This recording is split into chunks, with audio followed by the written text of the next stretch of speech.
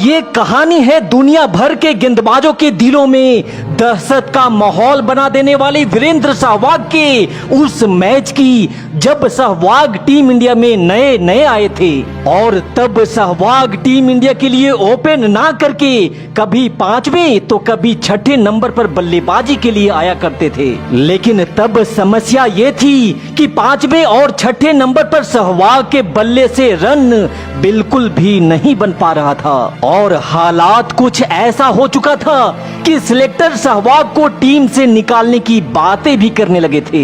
उस समय सहवाग को क्या क्या नहीं सुनना पड़ा। ये टीम के लिए बोझ है, ये कोई काम का नहीं है, इसे टीम से बाहर निकालो। तब लोगों की इन सब बातों को सुनकर सहवाग का दिल बड़ा उदास था और वो मैदान के एक कोने में बैठकर उदास मन से ये सोच रहे थे कि पता नहीं अब हमें अगले मैच में मौका मिलेगा भी या नहीं। सहवाग का मन इसी बात का चिंतन कर ही रहा था कि तभी दादा सौरभ गांगुली की नजर सहवाग पर पड़ती है।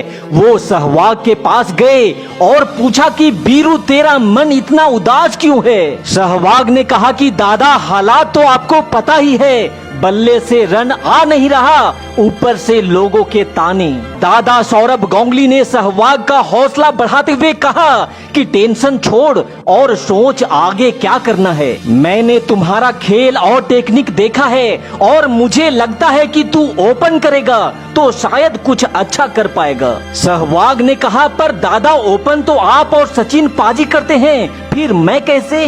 दादा ने कहा अरे पागल, मैं नंबर 3 पर खेल लूंगा, इसमें क्या, जा ओपन की तैयारी में लग जा। दादा के इस हौसले ने मानो सहवाग के अंदर एक नई ऊर्जा भर दी थी और वो पूरे आत्मविश्वास के साथ अगले मैच की तैयारी में लग जाते हैं। भारत का ये मैच न्यूजीलैंड के साथ होने वाला था, लेकिन इस मैच से ठीक पहले भारतीय टीम के लिए एक बुरी खबर आती है। सचिन तेंदुलकर की अचानक तबीयत खराब होने की वजह से वो ये मैच नहीं खेलने वाले थे। तब सचिन की गैर मौजूदगी में भारतीय टीम को न्यूजीलैंड के सामने काफी कमजोर टीम भी माना जा रहा था। ये मैच शुरू होता है जहां न्यूजीलैंड की पहले बल्लेबाजी आती है और न्यूजीलैंड ने नाथन एस्टल के 108 रनों की शानदार तूफानी पारी के बदौलत निर्धारित 50 ओवर में 265 रनों का एक बेहतरीन टारगेट भारत के सामने रख दिया। न्यूजीलैंड का ये टारगेट आज भले ही आपको सुनने में कम लगे,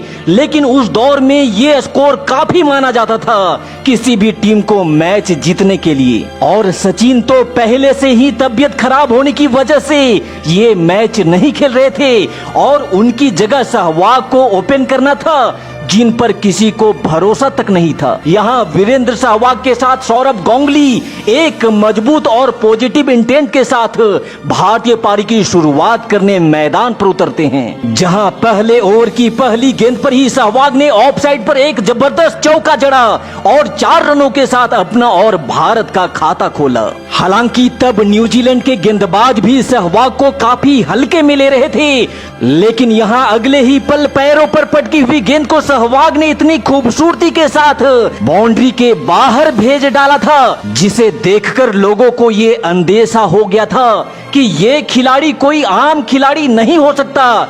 जो लोग सहवाग को टीम पे बोझ समझ करके ताना मार रहे थे, आज सहवाग उन सभी के मुंह को बंद कर देने वाले थे।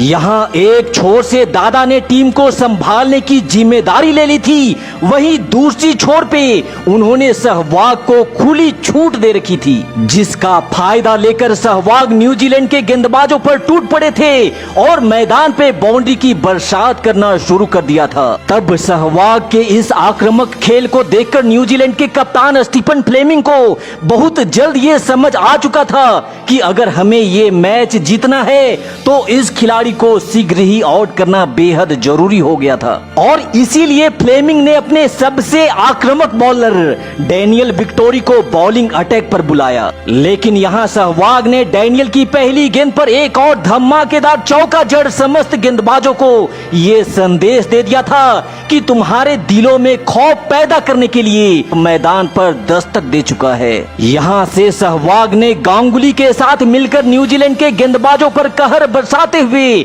मात्र 10 ओवर में ही भारत के स्कोर को 70 रनों के पार पहुंचा दिया था। तब सहवाग को ये बात पता था कि अगर टीम में अपनी जगह को सुनिश्चित रखना है तो ऐरे गहरे गेंदबाजों को मार कर सुल्तान नहीं बना जा सकता।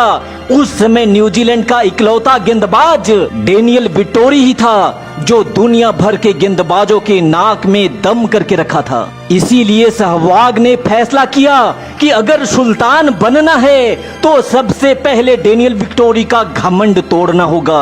और इसी इरादे से सहवाग ने डेनियल विटोरी को रडार में लेकर एक ही ओवर में 4 चौके जड़ डाले। लेकिन रुको भाई, थोड़ा सब्र करो, क्योंकि यह विटोरी की ओवर की आखिरी गेंद तो अभी आनी बाकी थी, जिस पर सहवाग ने खड़े खड़े अपने बाजुओं को खोल गेंद को हवा में उठाकर जोरदार प्रहार किया।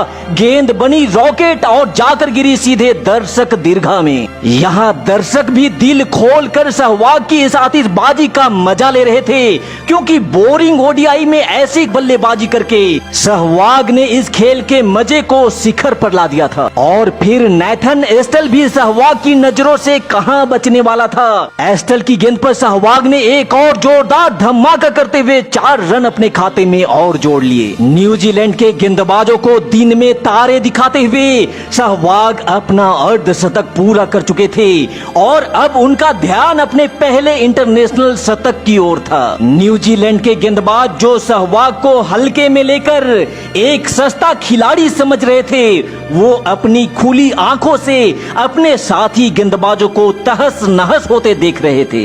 यहाँ सहवाग के विस्फोटक बल्लेबाजी का ना तो न्यूजीलैंड के गेंदबाजों के पास कोई जवाब था और ना ही फील्डरों के पास। अब तक 23 ओवर का खेल समाप्त हो चुका था और भारत ने बगैर कोई विकेट खोए 143 रन बोर्ड पर लगा दिए थे। लेकिन तभी 24वें ओवर की पहली गेंद पर ही गांगुली 64 रनों की पारी खेल आउट हो जाते हैं और उसकी अगली गेंद पर बीबीएस लक्ष्मण भी बिना खाता खोले ही पवेलियन वापस लौट जाते हैं। लेकिन तब सहवाग ने मानो पूरे भारत से ये कह दिया था कि जब तक मैं क्रीज पर हूँ आप सब बिंदास रहो। और फिर देखते ही देखते सहवाग ने मात्र 70 बॉल पे ही अपने जीवन का पहला इंटरनेशनल शतक जड़ डाला था।